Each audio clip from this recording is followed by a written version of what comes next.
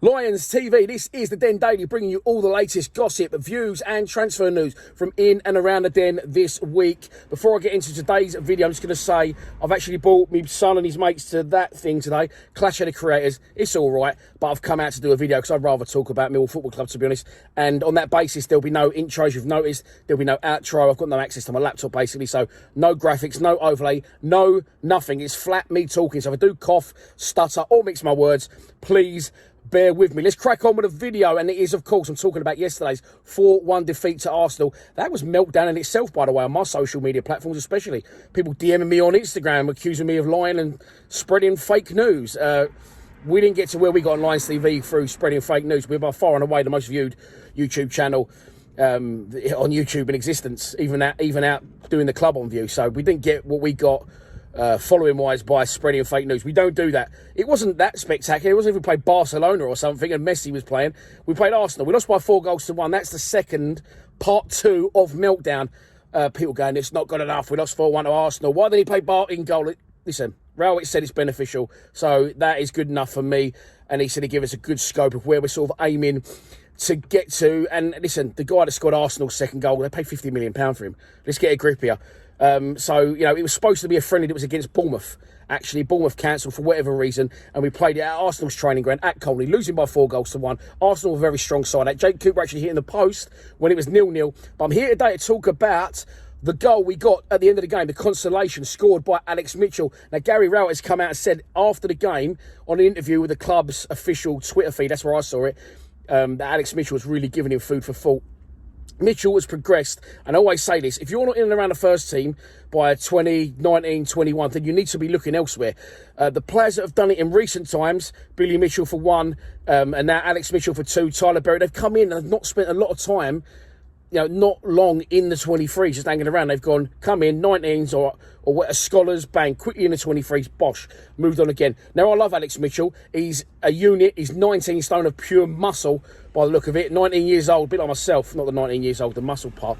And he's progressed really quickly, even quicker than I thought he would. He spent last season, the back end of last season, on loan at Bromley. He's a centre-back, in case you don't know.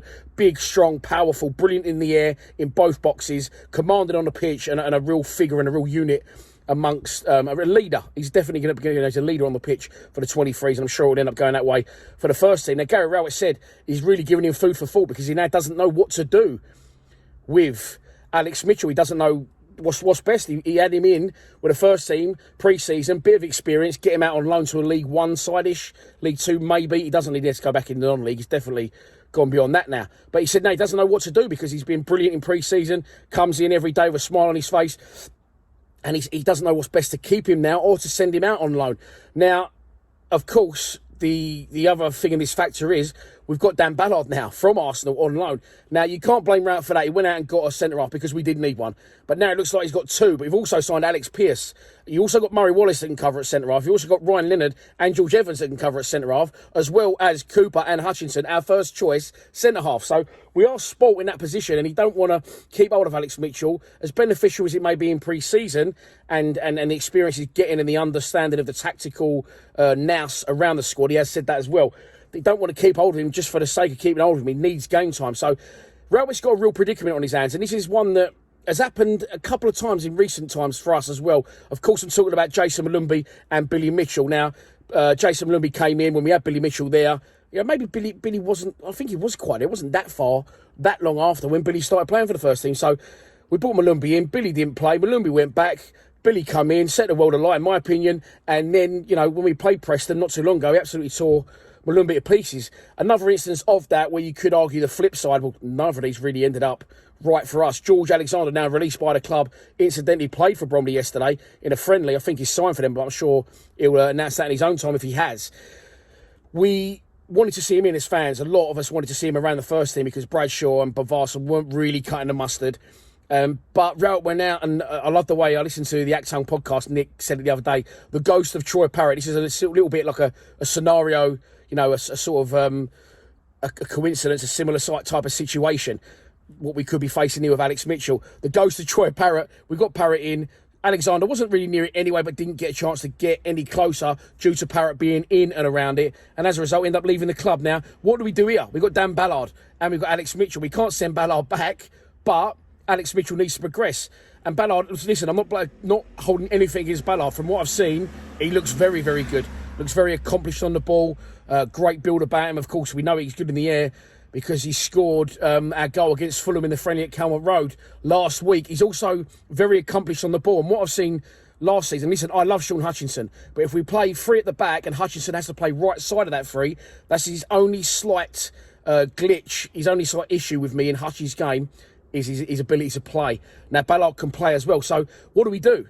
We now got them both. They both need game time. I would have thought Ballard, coming from Arsenal, would have a stipulation maybe in his contract that he has to play a certain amount of games for us. Otherwise, Arsenal wouldn't have sent him. So it's a real tough one for Rowett now. And what does he do? Because as he said himself, Alex Mitchell's giving him food for thought. Dan Ballard's here for the season. People are saying keep them both, but I see there's a lot of bodies in there. I don't think he's going to play them both at the same time. As good and as progressive as they both are, they're both very young, and he just won't play them both. There's only room for one in there, isn't there? Hutch and Cooper cemented as our two first choices. I don't think you'll see Alex Pearce play much. It's a difficult one for Rat. What should he do? Let me know in the comments. Should he, well, he can't send Ballard back, but should he progress and persevere with Alex Mitchell and keep him and play him? Maybe give him and Ballard, 20 games each this season? Or should he send Alex Mitchell out on loan? As I said, it's not Rowett's fault, and there's never an easy answer, and hindsight is a wonderful thing. But as it stands, as I've said to you, Gary Rowett said Alex Mitchell's giving him food for thought, and he doesn't know what to do now with the defender. Shall he stay, or shall he go out on loan temporarily? I'm sure he'll come back to Millwall in his own sweet time, but yeah, tough one. Tough call. Glad I'm not the first team manager. Hopefully I'll be back tomorrow. I think we're back in the game with Lions Lounge Lockdown. Oh, nearly dropped the phone. We'll wrap it there. Please subscribe to Lions TV. Come on, you Lions.